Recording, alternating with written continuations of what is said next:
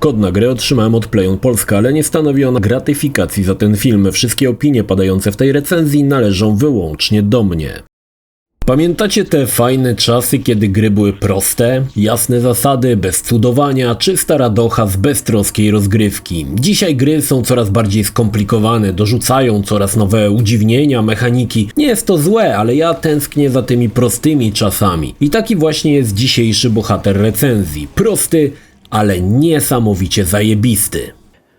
Cześć, ja nazywam się Krzysztof Energik Micielski, a to recenzja gry Warhammer 40 000 Space Marine 2 w wersji na PlayStation 5. Zapraszam.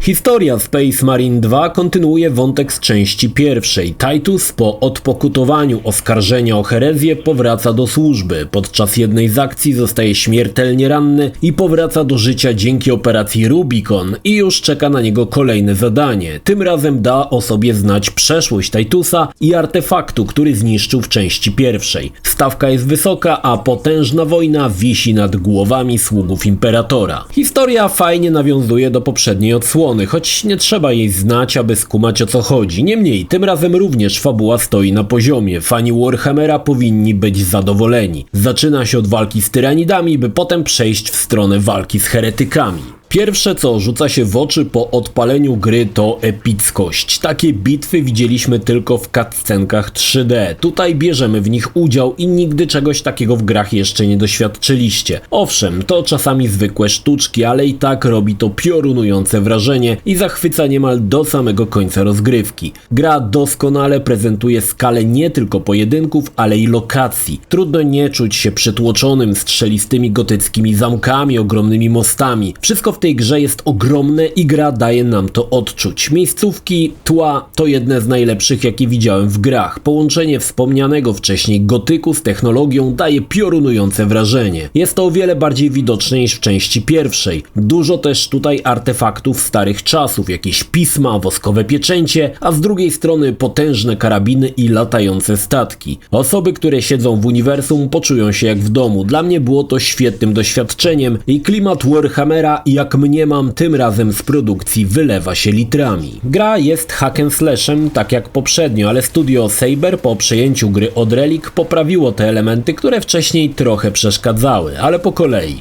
Titusowi towarzyszy zawsze dwóch ziomeczków, każdy z nich potrafi działać samodzielnie, ale są miejsca, w których doskonale widać, że gra była szyta pod grę kooperacyjną. W pewnych misjach trzeba robić dwie rzeczy równocześnie, na przykład oddział odpiera atak tyranidów, a jeden musi osłaniać na przykład liny windy. I tutaj wszystko się sypie. Biegają chaotycznie, prowadzą ogień, ale nie ma w tym jakiejś systematyczności. Powoduje to, że w sumie sam musisz robić wszystko naraz. Dlatego myślę, że gra sporo zyskuje, gdy do rozgrywki zaprosimy znajomych. Co ciekawe, niektóre misje odpalimy tylko w trybie kooperacji i całkiem sprytnie to przemyślano. Na przykład grając singlowo czeka nas zadanie i są dwa oddziały. Jeden robi to, drugi robi tamto. Misję tego drugiego oddziału możemy sprawdzić dopiero w trybie multi i dowiedzieć się, co tam się wydarzyło. Gra podzielona jest na zadania. Przed każdym z nich wracamy na orbitę do bazy, która jakoś dziwnie mi przypominała bazę z Doom Eternal. Tam możemy pogadać z sojusznikami, dowiedzieć się, jaka jest nasza kolejna misja, czy uzbroić się na kolejny wypad. I tutaj wchodzi dość spora bolączka gry, loadingi. Co prawda są tylko pomiędzy misjami, ale zdecydowanie za długie. Nadal pamiętam, jak PlayStation 5 miała nie mieć ekranów ładowania. Tutaj są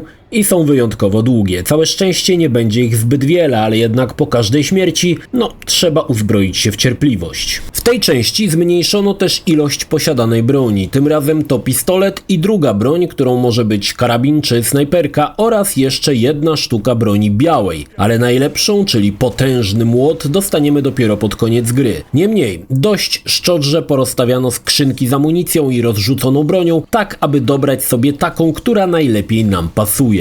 Prucie do tyranidów jest jeszcze lepsze niż do wcześniejszych orków. Choć broń palna jest całkiem potężna, aby nie była to gra, w której masakrujemy przeciwników zanim do nas dobiegną, są dość niewielkie magazynki. To sprawia, że w końcu przeciwnicy i tak nas dopadną i wtedy Titus wyciąga miecz i zaczyna się prawdziwa impreza. W kwestii uzbrojenia sequel podszedł bezpiecznie do tematu, oferując raczej mocno standardową broń, może poza miotaczem ognia. Cała reszta to karabiny, snajperki i pistolety energetyczne energetyczne, raczej nic specjalnego nas nie zaskoczy. Pierwsza część była krwawa, ale dwójka to już podkręcona krwawość kilka razy. Nie wiem, czy to nie najbardziej krwawa gra ever. Jucha leje się tutaj hektolitrami. Titus z pojedynków wyłazi umazany cały w posoce, szczątki walają się pod nogami, no pięknie jest. System walki uległ poprawie, mamy wreszcie blok, parowanie i kontrę. Warto pochylić się nad tym, bo jest to całkiem ciekawie zorganizowane. Parowanie powoduje, że odrzucamy przeciwnika, a na nim pojawia się celownik. Jeśli wciśniemy spust, Titus rąbnie strzałem z bliskiej odległości, zadając potężne obrażenia. Na mniejszych wrogach mamy coś w stylu przejęcia skaczącego przeciwnika. Titus automatycznie go skapiszonuje. No i jest jeszcze nieśmiertelny fikoł, który pozwala uciec przed nieblokowalnymi atakami. Powróciło oszołomienie przeciwników. Ponownie, gdy typ stoi jak nieogar, możemy podejść i wykonać efektowną i turbokrwawą animację zakończenia jego nieszczęsnego żywota. Podobnie jak w jedynce, każda broń ma swoje ciosy wykończeniowe i są one niezwykle widowiskowe. Tutaj taka ciekawostka, nasze ziomeczki, jeśli wprowadzą przeciwnika w stan oszołomienia, zazwyczaj go zostawiają, abyśmy to my wykonali egzekucję i aby to nam się micha bujała. Wreszcie, odpalając animację wykończeniową, Titus jest nietykalny przez tę chwilę, więc pozbyto się najbardziej irytującego elementu części pierwszej. Walki, jakie będą przed nami, ciężko nazwać inaczej niż epickie. Dziesiątki, jeśli nie setki przeciwników, w tle szarże wrogów, wybuchy, tyranidzi robią wieże z własnych ciał i po sobie wchodzą na mury. Można je rozwalać dobrze rzuconym granatem. No to, co się dzieje i jak to wygląda w ruchu, to majstersztyk. Jeśli tylko Titus będzie na zewnątrz, na pewno zaskoczy nas potężna batalia, która dzieje się gdzieś przed nami. Ma się wrażenie, że dookoła trwa regularna wojna i to taka idąca w ilość mięsa armatniego. Przez to fajnie czuć, że jesteśmy tylko trybikiem w maszynie. Czasami przystawałem tylko po to, aby popatrzeć na to imponujące widowisko. Powrócił również plecak odrzutowy. Tak jak poprzednio przemieścimy się na wyższe kondygnacje mapek, ale i zadamy niszczycielskie ciosy z góry. Szczególnie dobre na skupiska przeciwników, co sprawi, że nasze lądowanie odbędzie się w fontannie krwi. Bardzo mocna rzecz. Zmieniono trochę odzyskiwanie zdrowia. Tym razem działa to tak, że zdrowie powraca, jak zadajemy ciosy. Egzekucje już nie odnawiają energii, a część pancerza, co w mojej opinii lepiej wypadło niż w jedynce. Powróciła oczywiście też furia, która po odpaleniu przywraca życie, ale i dopakowuje nasze ciosy. Nie raz i nie dwa będzie to nasza ostatnia deska ratunku przed zmieceniem z planszy. Wyzerowanie energii nie oznacza śmierci. Padamy na kolana i nasze ziomki nas cucą. Działa to do 3 razy. Ostatnim razem dostajemy ranę śmiertelną. Jeśli ponownie przeciwnicy nas wykoszą, zaczynamy od checkpointu. System działa całkiem sprawnie i nie zdarzyło mi się ani razu, aby kontrolowani przez AI pobratymcy zostawili mnie w potrzebie. Zawsze udawało im się dobiec na czas i postawić na nogi.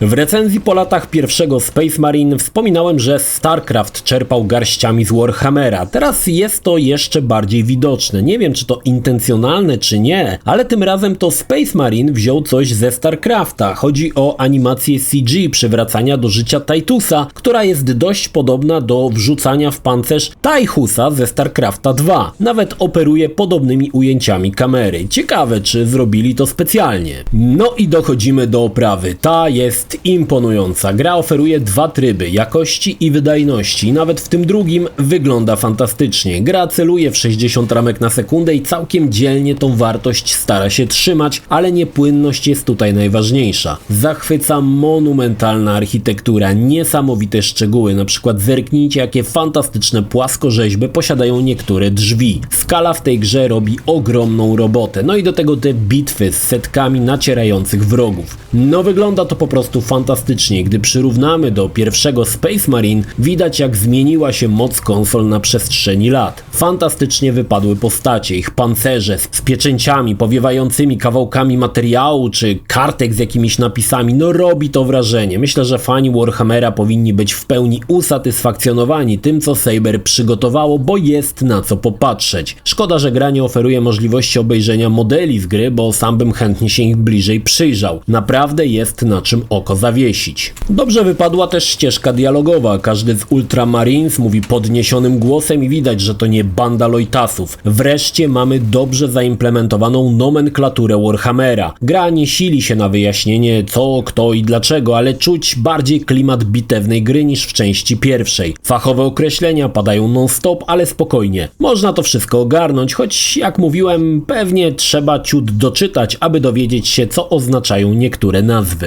Rozgrywka w Space Marine jest naprawdę świetna, ale musicie wiedzieć, że gra nie jest niczym więcej niż hack and slashem i w sumie nie potrzebuje być. Jak wspominałem na początku, proste i jasne zasady i przez to gra się w to wyjątkowo dobrze. Po ukończeniu singla można rzucić się na multi, mamy kilka trybów, ale chyba najlepiej zapowiada się koop z 2 znajomymi. Myślę, że to będzie moment, w którym gra będzie błyszczeć. Ale i tak, singiel jest bardzo dobry, intensywny, ale krótki. Po 8 godzinach wjeżdżają napisy końcowe, ale to dopiero początek zabawy, no bo można przedłużyć ją we wspomnianym multi. Choć nie znam uniwersum, no dobra, teraz może trochę znam więcej, bo doczytałem co nieco, ale wciąż do wiedzy eksperckiej brakuje mi miliony lat świetlnych, no to bawiłem się przed nią. Brakuje mi takich gier. Space Marine jest dokładnie takim tytułem, jakim potrzebowałem. Prosty, piękny, monumentalny, nie oferujący nic poza tym, czym ma być i za to szanuję. Mam nadzieję, że Titus wróci w 3. odsłonie, bo ponownie mamy otwarte zakończenie. To naprawdę dobry kawał kodu, a jeśli macie znajomków, z którymi możecie pograć, na pewno wyciągniesz z gry jeszcze więcej. Tak czy tak, Titus powstał z martwych, dosłownie i w przenośni. Powrócił i jest większy, mocniejszy i bardziej morderczy. Space Marine 2 to tytuł, który nie powinien cię ominąć, jeśli lubisz krwawe masakry na ekranie, bo Saber Interactive zrobiło tutaj coś naprawdę dobrego.